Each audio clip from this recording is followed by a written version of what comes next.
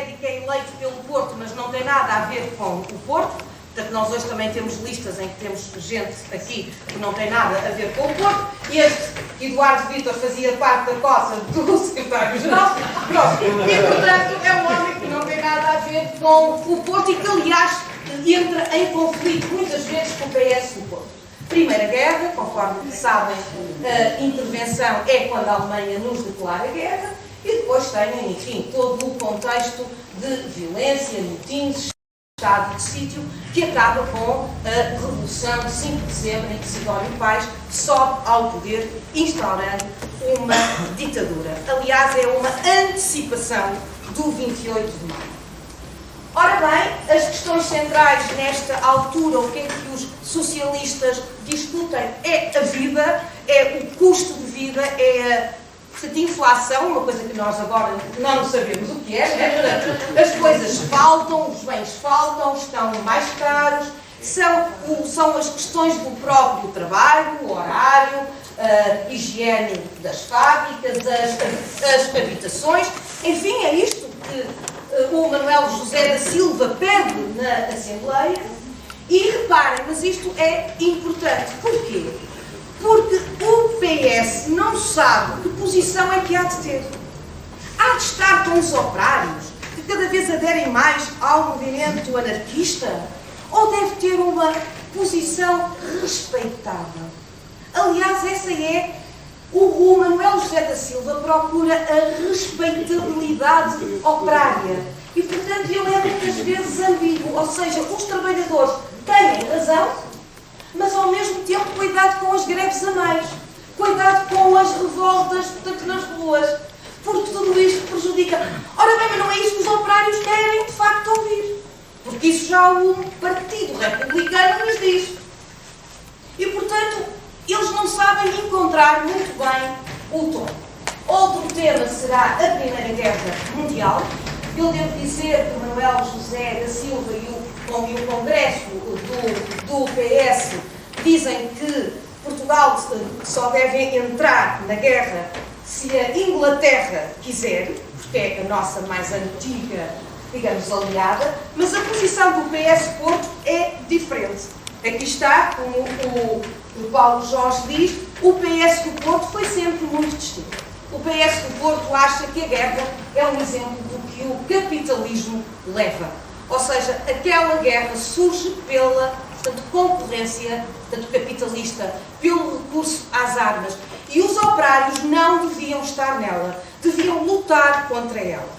E, em último caso, dizem, só devem entrar se forem diretamente agredidos, se Portugal for diretamente agredido. Portanto, a posição do PS Porto não é tão de apologia da guerra, que aliás o Afonso Costa é um dos que mais é, digamos, a favor da guerra, porque é uma forma de legitimar o seu poder e de defender as nossas colónias. A posição do PS Porto é muito distinta.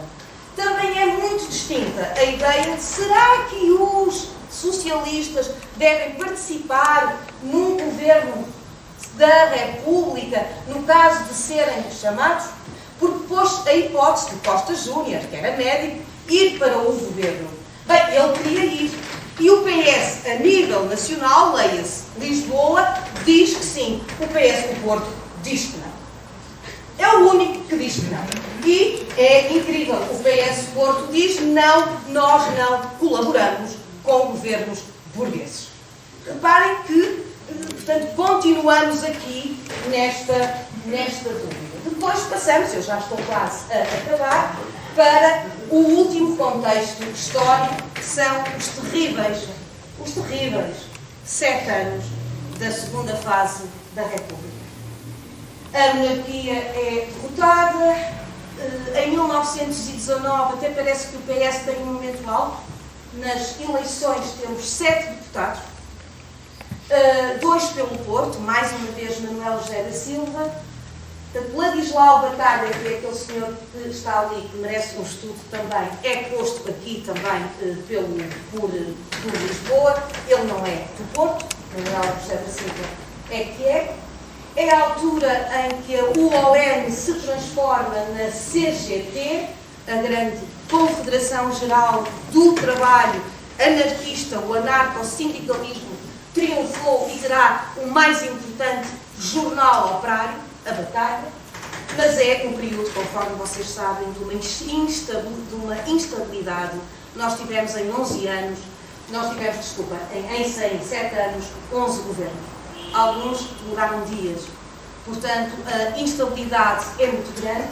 O Partido Democrático, que era um grande partido, não governa nem deixa governar, está minado por lutas internas, perdeu os seus grandes líderes, é acusado de muita corrupção e, portanto, o que nós vamos ter são governos minoritários, quer à direita, as direitas começam a unir-se, a extrema-direita começa a entrar em força neste período, como aconteceu em Itália, de Mussolini, Primo Rivera, em Espanha. Portanto, isto funciona como um estímulo para a direita portuguesa, para a extrema-direita portuguesa.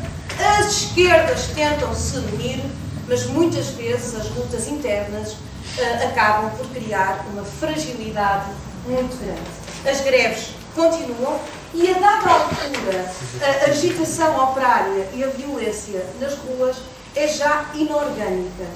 Isto é, nem a CGT controla isto. E desculpem que isto leva-nos aos tempos de hoje. Ou seja, começa a haver movimentos grevistas, violência, que nem as próprias centrais sindicais anarco-sindicalistas controlam. E, portanto, quando houver o golpe de Estado de 28 de maio, será surpreendente ver quem o apoia. E já iremos falar disso.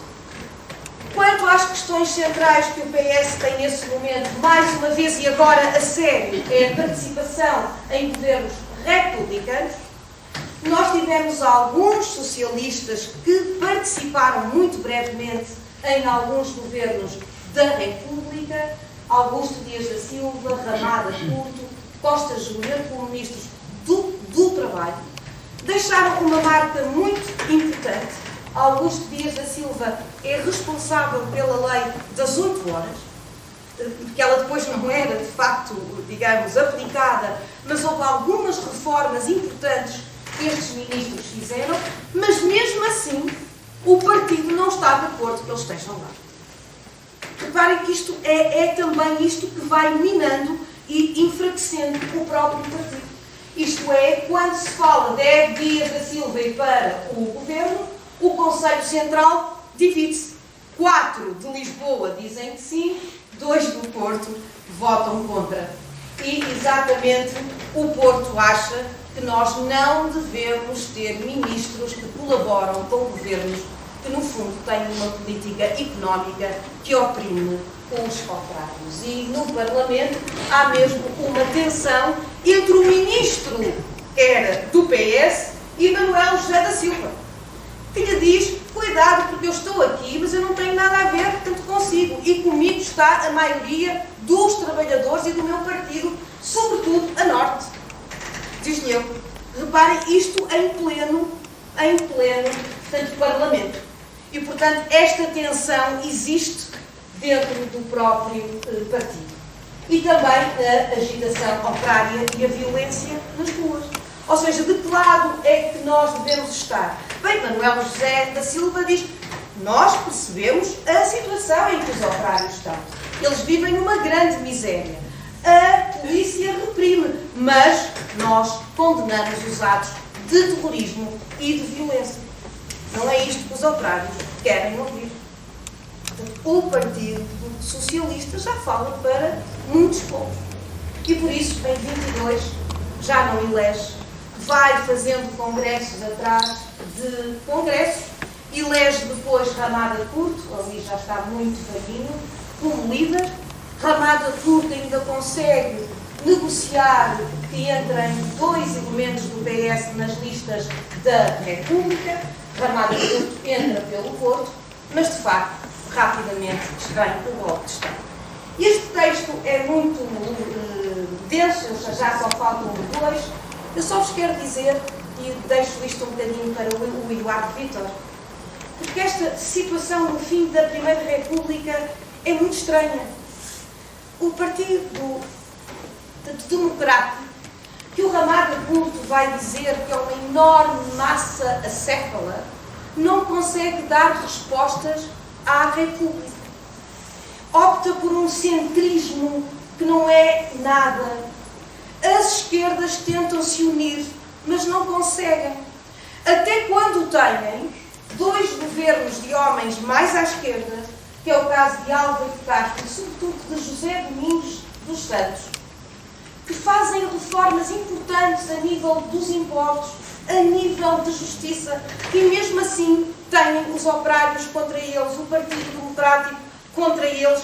Ou seja, é uma impossibilidade de conseguir, de facto, governar nesta altura. E, portanto, a resposta vem da rua. E a resposta vem da rua, quer da extrema-direita. É importante dizer que ela está organizada. São os monárquicos integralistas, são muitos militares, são operários.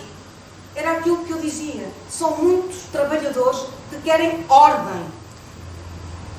E por isso é que o Ramada Couto diz: nós vivemos, quando se dá o 28 de maio, uma decigonada. É Sidónio de Pais novamente. E, no fundo, o PS diz que isto é culpa dos erros da própria, portanto, República. E reparem o que diz Ramada Couto. Uma parte do operariado auxiliara a Revolução Militar. Era preciso ensiná-los a amar e defender a liberdade. Portanto, os próprios operários, não os líderes, acolheram o golpe de Estado de 28 de maio. E muitos que tinham estado com o 5 de outubro de 1910 estarão agora com o golpe de Estado. Porque esta ideia de que a República quer dizer democracia é uma tontice. Há republicanos que não são democráticos. E, portanto, muitos estarão exatamente com o golpe de Estado. E Ramada Couto diz: a culpa é da incompetência política do Partido Democrático. Enorme corpo acéfalo. Aquela que era a única força política forte que a nação tinha, já não tem, de facto, líderes capazes de lutar pela República. Reparem, uma tragédia, uma cambalhota sem grandeza. É aquilo que o Partido Democrático nos levou.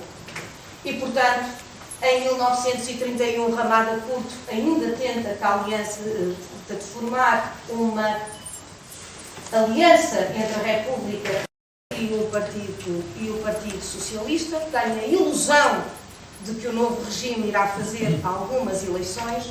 Não acontece, e em 1933 o PS e o jornal são proibidos, todos os partidos políticos são proibidos e o Estado Novo vai ser construído. Reparem como Ramada Couto define o novo regime. Quanto à diretriz política da ditadura, é o fascismo, como toda a gente sabe. Um fascismo sem discursos, sem paradas, sem teatro. Um fascismo de gabinete. Não há camisas castanhas nem camisas negras, que aliás Salazar proíbe. O ditador português não precisa de camisas de qualquer qualidade para apoiá-lo. Bastam as metralhadoras e as espingardas do exército. Não há. Ou seja, Salazar vai ter aquilo que o Fernando Rosas disse, a arte de saber durar.